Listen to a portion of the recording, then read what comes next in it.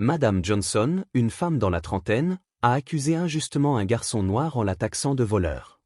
Je ne veux plus que tu traînes avec lui, c'est compris? Si je le revois près de cette maison, j'appelle la police. Et toi, tu vas te concentrer sur tes études et arrêter de fréquenter des gens comme lui, dit-elle d'une voix ferme à son fils. Mais, le jour où la vérité a éclaté, tout le monde fut choqué. Jamal, un lycéen brillant et loyal, passait son temps à aider Devin à réussir à l'école, loin des préjugés qu'on lui collait. Ils passaient beaucoup de temps ensemble chez Devin pour réviser, jouer et se reposer. Mais quelques jours plus tard, un incident éclate et vient envenimer la situation déjà tendue entre Jamal, Devin et Madame Johnson.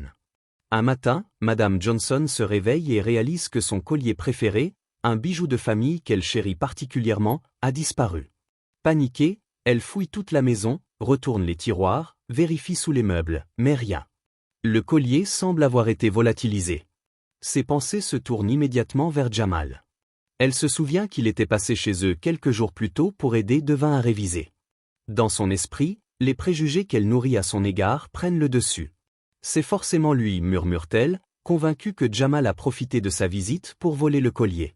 Elle appelle Devin dans le salon, son visage fermé et ses yeux remplis de colère. « Devin, viens ici tout de suite », lance-t-elle d'une voix sévère. Devin, surpris par le ton de sa mère, accourt, inquiet. « Qu'est-ce qui se passe, maman ?» demande-t-il, sentant que quelque chose ne va pas. « Mon collier a disparu. Celui que ta grand-mère m'a offert. Et je suis sûr que c'est ton ami Jamal qui l'a pris, déclare Madame Johnson, les bras croisés, attendant une réaction de son fils. Devin, choqué, essaie de défendre son ami. « Maman, tu te trompes. Jamal ne ferait jamais ça. Il est honnête et il m'aide tout le temps. Pourquoi il volerait ton collier ?» Mais Madame Johnson ne l'écoute pas. « Arrête de le défendre, Devin. Je t'ai déjà dit que ce garçon n'était pas bon pour toi. Regarde ce qui arrive maintenant. Il a profité de ta confiance pour voler sous notre toit. C'est inacceptable. » Devin, frustré et en colère, essaie de raisonner sa mère. « Maman, tu ne le connais même pas. Tu juges toujours les gens sans les comprendre. Jamal est mon ami, et je te dis qu'il n'a rien à voir avec ça. » Devin, déchiré entre sa loyauté envers Jamal et la pression de sa mère, finit par baisser les yeux. Il ne sait pas quoi faire. D'un côté, il sait que Jamal est innocent, mais de l'autre, il ne veut pas créer plus de conflits avec sa mère. Plus tard dans la journée, Devin croise Jamal dans les couloirs du lycée. Habituellement, il se salue avec un sourire et une tape dans la main, mais cette fois, Devin évite son regard et passe rapidement devant lui. Jamal, surpris, essaie de l'interpeller. « Devin, attends. Tout va bien ?» Devin s'arrête, mais il ne se retourne pas. « Ouais, tout va bien, juste, je suis occupé en ce moment. On se parle plus tard, d'accord ?» dit-il d'une voix hésitante avant de s'éloigner rapidement. Jamal, perplexe, sent que quelque chose ne va pas. Il essaie d'appeler Devin plus tard dans la journée, mais ce dernier ne répond pas à ses messages. La tension entre les deux amis devient palpable. Jamal se sent rejeté et blessé, mais il ne comprend pas pourquoi Devin l'évite soudainement. Pendant ce temps, Devin est rongé par la culpabilité. Il sait qu'il trahit son ami en restant silencieux, mais il ne voit pas comment résoudre la situation sans provoquer une nouvelle dispute avec sa mère. Les jours passent, et la distance entre les deux amis grandit. Un soir, alors que Devin est seul dans sa chambre, il reçoit un message de Jamal. « Devin, on doit parler. »« Qu'est-ce qui se passe ? Pourquoi tu m'évites ?» Devin lit le message plusieurs fois, mais il ne répond pas. Il se sent coincé entre son amitié et les attentes de sa mère, et il ne sait pas comment sortir de cette impasse. La tension monte, et les malentendus s'accumulent. Madame Johnson, de son côté, reste convaincue que Jamal est coupable, tandis que Devin, tiraillé, ne sait plus quoi faire. L'amitié entre les deux garçons est mise à rude épreuve, et il semble que seul un événement majeur pourra rétablir la vérité et apaiser les tensions. Devin, assis sur son lit, regardant fixement son téléphone, incapable de répondre à Jamal. Le poids de la situation pèse lourdement sur ses épaules, et on sent que quelque chose doit éclater pour que la vérité éclate enfin. Voir Devin. On ne s'est pas parlé depuis quelques jours, et je voulais savoir si tout allait bien. Madame Johnson ne le laisse même pas finir. Devin n'a pas besoin de te voir. Et moi, je n'ai pas besoin de quelqu'un comme toi dans ma maison. Tu sais très bien pourquoi tu es là. Jamal, perplexe, essaie de comprendre. Je ne comprends pas. Qu'est-ce que j'ai fait ? Madame Johnson éclate alors, libérant toute la colère qu'elle avait accumulée. Ne fais pas semblant de ne pas savoir. Mon collier a disparu, et tu es le seul à avoir été ici ces derniers jours. Tu as profité de notre hospitalité pour voler, et maintenant tu oses revenir comme si de rien n'était? Jamal, choqué, recule d'un pas. Madame Johnson, je vous assure, je n'ai rien pris. Je ne ferai jamais une chose pareille. Je respecte votre maison et votre famille. Mais Madame Johnson ne veut rien entendre. Arrête de mentir. Je sais ce que tu es, et je ne veux plus que tu approches mon fils. Tu as une mauvaise influence sur lui, et maintenant tu voles sous notre toit? C'est la dernière fois que tu mets les pieds ici. Devin, qui écoutait la conversation depuis le couloir, ne peut plus rester silencieux. Il sort de sa chambre et intervient, essayant de calmer sa mère. Maman, arrête. Jamal ne ferait jamais ça. Tu te trompes. Mais Madame Johnson se retourne vers son fils, furieuse. Devin, tu oses me contredire? Après tout ce que j'ai fait pour toi? Ce garçon n'est pas bon pour toi, et je ne veux plus le voir ici. Devin, tiraillé entre sa loyauté envers Jamal et sa peur de décevoir sa mère, essaie de trouver les mots justes. Maman, tu ne le connais pas. Jamal est mon ami, et il m'a toujours aidé. Il n'a rien à voir avec ton collier. Tu dois lui faire confiance. Mais Madame Johnson reste inflexible. Non, Devin. C'est toi qui dois me faire confiance. Je suis ta mère, et je sais ce qui est bon pour toi. Ce garçon n'est qu'un problème, et je ne veux plus qu'il soit dans ta vie. Jamal, blessé par les accusations et la méfiance de Madame Johnson, sent son cœur se serrer. Il regarde Devin, espérant un soutien, mais voit que son ami est trop submergé par la situation pour prendre position. Finalement, Jamal prend une profonde inspiration et dit d'une voix calme mais ferme, « Madame Johnson, je comprends que vous soyez en colère, mais je ne suis pas celui que vous croyez. Je n'ai pas volé votre collier, et je n'ai jamais voulu causer de problème dans votre famille. Si vous ne voulez plus me voir, je respecterai ça. Mais sachez que vous avez tort sur moi. » Il se tourne ensuite vers Devin, son regard rempli de tristesse. « Devin, je pensais qu'on était amis. Mais si tu ne peux pas me défendre, alors je ne sais pas ce qu'il nous reste. » Devin, les yeux remplis de larmes, essaie de répondre, mais les mots ne sortent pas. Il se sent coincé, incapable de choisir entre son ami et sa mère. Jamal, voyant que la situation ne peut pas être résolue pour le moment, décide de partir. Avant de franchir la porte, il se retourne une dernière fois. « Je ne suis pas celui que vous croyez, répète-t-il, avant de sortir et de laisser derrière lui un silence lourd de tension. Devin, resté dans le salon avec sa mère, se sent vidé. Il regarde Madame Johnson, qui semble encore en colère mais aussi un peu troublée par les mots de Jamal. « Maman, tu as peut-être tort, murmure-t-il avant de retourner dans sa chambre, laissant sa mère seule avec ses pensées. Madame Johnson, debout dans le salon, regardant la porte fermée. Pour la première fois, un doute s'installe dans son esprit. Et si elle s'était trompée sur Jamal? Mais pour l'instant, elle reste figée dans ses préjugés, incapable d'admettre qu'elle a peut-être commis une erreur. Pendant ce temps, Jamal marche seul dans la rue, le cœur lourd mais déterminé à prouver qu'il n'est pas celui qu'on croit. La confrontation a laissé des blessures, mais elle a aussi semé une graine de doute dans l'esprit de Madame Johnson. Le chemin vers la vérité est encore long, mais Jamal est prêt à se battre pour rétablir la justice et sauver son amitié avec Devin. Le lendemain de la confrontation tendue, Madame Johnson se réveille tôt, encore agitée par les événements de la veille. Elle décide de ranger sa chambre, espérant que cela l'aidera à se changer les idées. Alors qu'elle range des vêtements dans son armoire, elle tombe sur une petite boîte en velours qu'elle n'avait pas ouverte depuis des semaines. Intriguée, elle l'ouvre et découvre, à sa grande surprise, son collier préféré, celui qu'elle croyait voler. Le choc la fait vaciller. Elle s'assied sur le bord de son lit, le collier dans la main, et réalise l'énormité de son erreur. « Mon Dieu !» murmure-t-elle, les yeux remplis de regret. « J'ai accusé ce garçon à tort. J'ai été si injuste. » Pendant ce temps, Devin, qui a passé une nuit agitée, reçoit un message de Jamal. « Devin, viens chez moi cet après-midi. J'ai quelque chose à te montrer. C'est important. » Devin, bien qu'hésitant, décide de se rendre chez son ami. Il sent qu'il doit faire amende honorable après l'avoir laissé tomber la veille. Quand Devin arrive chez Jamal, il est accueilli par une scène inattendue.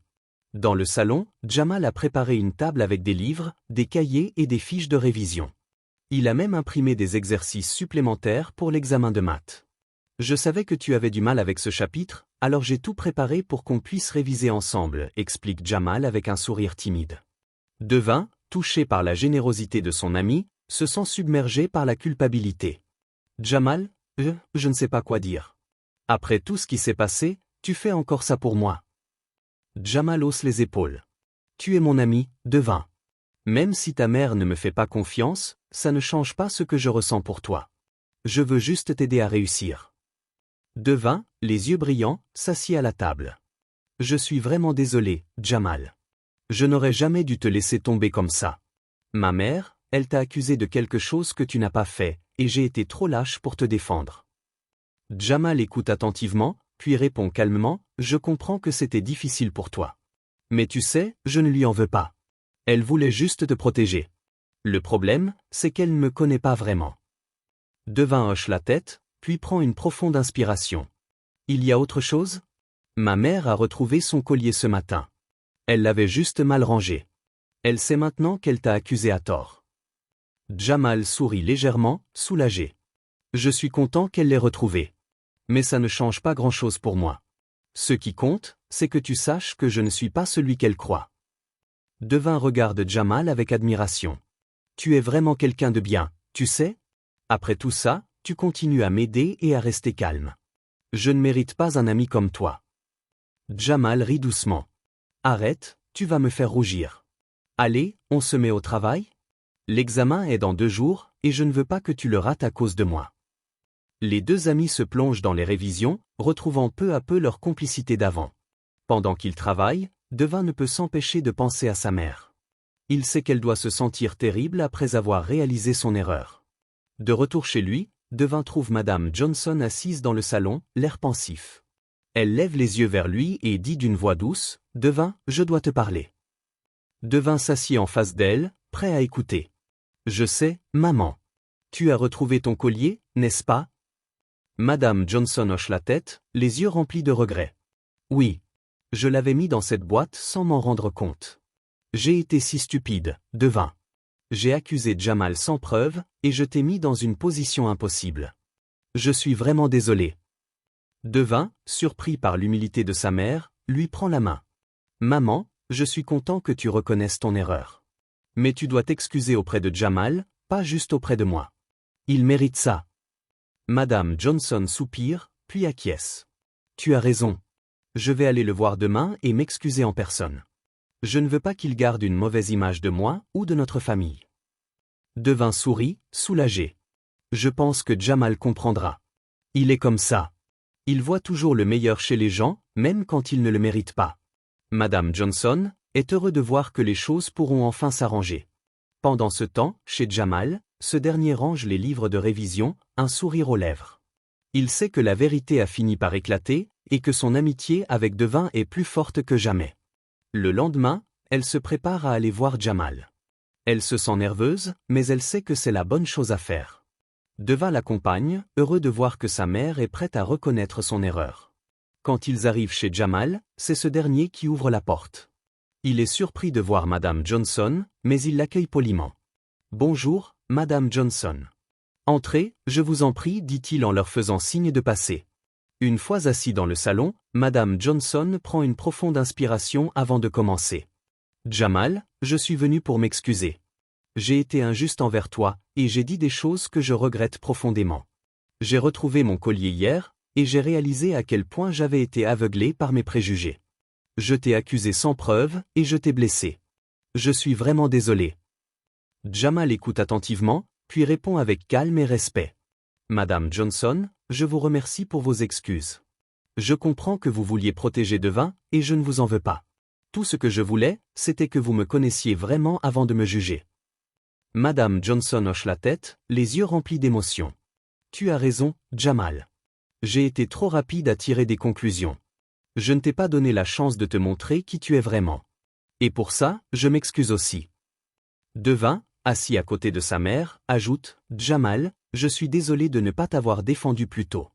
Tu es mon meilleur ami, et je n'aurais jamais dû douter de toi. » Jamal sourit, visiblement touché par leurs paroles. « Devin, tu n'as pas à t'excuser. Je sais que c'était difficile pour toi. Ce qui compte, c'est qu'on a réglé ça maintenant. » Il se tourne ensuite vers Madame Johnson. « Et vous, Mrs. Johnson, je comprends la pression que vous subissez en tant que mère. Vous voulez juste ce qu'il y a de mieux pour Devin. Mais sachez que je suis là pour l'aider, pas pour lui nuire. Madame Johnson, impressionnée par la maturité de Jamal, hésite un instant avant de demander « Jamal, est-ce que tu pourrais me parler un peu de toi? Je veux vraiment te connaître mieux. » Jamal acquiesce et commence à partager un peu de son histoire. Mon père est le vice-président d'une grande entreprise de technologie. Il m'a toujours appris à travailler dur et à respecter les autres. Je vais à l'école tous les jours, et j'essaie de faire de mon mieux pour aider mes amis, comme Devin. Madame Johnson est surprise par cette révélation. Elle réalise à quel point elle s'était trompée sur Jamal. Je ne savais pas. Je pensais que... Elle s'interrompt, honteuse de ses préjugés passés. Jamal sourit doucement. C'est normal, Madame Johnson. Les apparences peuvent être trompeuses. Mais maintenant que vous me connaissez un peu mieux, j'espère que vous verrez que je ne suis pas celui que vous croyez. Madame Johnson, les larmes aux yeux, tend la main vers Jamal. Je suis vraiment désolé, Jamal. J'ai été aveuglé par mes préjugés, et je t'ai jugé trop vite. Tu es un jeune homme remarquable, et je suis heureuse que tu sois l'ami de Devin. Jamal serre sa main avec un sourire chaleureux. Merci, Madame Johnson. Ça signifie beaucoup pour moi. Devin, soulagé de voir que tout est enfin réglé, ajoute. Et maintenant, on peut retourner à nos révisions, non? Parce que cet examen de maths, il n'attend pas. Tout le monde éclate de rire, brisant la tension qui régnait encore dans la pièce. Madame Johnson, enfin apaisée, propose même de préparer un goûter pour les deux amis pendant qu'ils travaillent. La scène se termine sur une note positive, avec Jamal et Devin plongés dans leurs livres, tandis que Madame Johnson, dans la cuisine, prépare des cookies. Elle réalise à quel point elle a été chanceuse que Jamal soit aussi compréhensif et généreux. Cette réconciliation marque un tournant dans leur relation. Madame Johnson a appris une leçon importante sur les préjugés, et Jamal a prouvé qu'il était bien plus que ce qu'on pouvait voir à première vue. Quant à Devin, il est heureux de voir que son amitié avec Jamal est plus forte que jamais. La vérité a triomphé, et maintenant, ils peuvent tous avancer ensemble, avec une meilleure compréhension et un respect mutuel renforcé. Il est essentiel de ne pas juger les autres sur des apparences ou des préjugés. La vérité est souvent plus complexe et plus belle qu'on ne le pense, et il suffit parfois d'un peu d'ouverture d'esprit pour la découvrir. Ne jugez pas trop vite. Parfois, la vérité est bien différente de ce que vous croyez. N'oubliez pas de liker cette vidéo, si vous croyez en l'importance de la compréhension et de l'amitié.